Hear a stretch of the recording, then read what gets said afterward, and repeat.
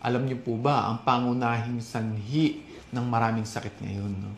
Tulad na lang ng type 2 diabetes, pre-diabetes, fatty liver disease, high blood, high in cholesterol, heart disease, stroke, PCOS, Alzheimer's at marami pang iba. Ito po ay tinatawag na insulin resistant. Ibig sabihin, kung hindi tayo insulin resistant, may iwasan natin or mapapababa natin yung chance na magkaroon tayo ng mga sakit na ito. Ano nga ba yung mga iiwasan nyo na pagkain para po hindi tayo maging insulin resistant? Okay? Sobrang dami. Pero ito yung dalawang lagi kong sinasabi sa mga pasyente ko. Unang-una sa lahat, syempre alam nyo na yun, no? Sugar. Kung matitigilan nyo na po talaga itong mga sugar na ito, very beneficial po ito sa atin. At ang pangalawa po ay refined carbohydrates. Tulad na lang ng rice or kanin, tulad na lang ng pasta, okay, mga breads. Ganito tip ko sa inyo regarding sa carbohydrates na yan. Against ako sa mga nagda-diet tapos no rice. Alam niyo po ba kung bakit?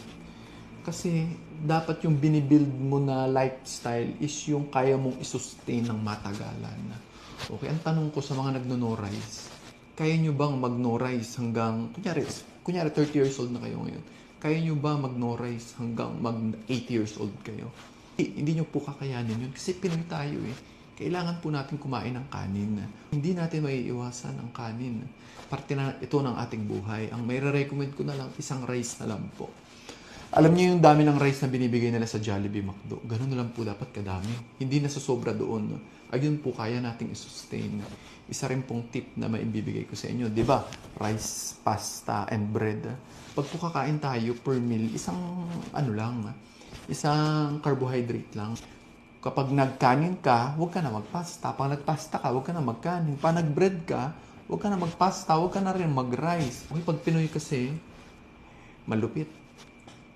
Kukuha ng kanin. Tapos kukuha pa ng pansit. Tapos kukuha pa ng gardenia. Nako, 3 carbohydrates na yun. Napakasama po no. Isa-isang carbohydrate lang po. When it comes to sugar naman, hindi naman masama kumain ng sugar. Kasi may limit naman tayo per day. Huwag lang po sobra.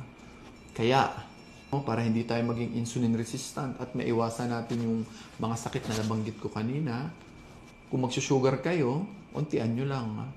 Kung maititigil nyo, much better. Sa carbohydrates naman, hindi nyo na ito maiiwasan. Kaya, ang recommendation natin, 1 carbohydrate per meal. Or, kung magra-rice man kayo, isang rice lang po. Huwag nyo na pong sobrahan.